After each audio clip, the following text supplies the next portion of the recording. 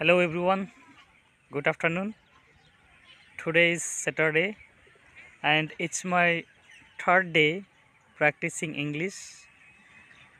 If you know the basic grammar and how to make sentences, then you can speak. Now, if you want to improve your speaking skills, just describe what you see around you.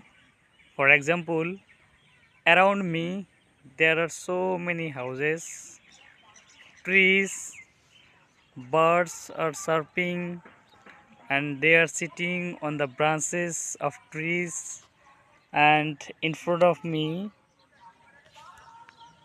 there is a cow eating grass. So like this you can practice your English.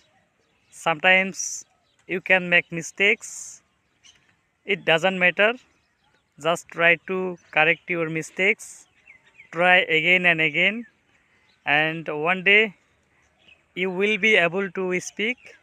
So keep trying, keep learning and practice regularly. Thank you.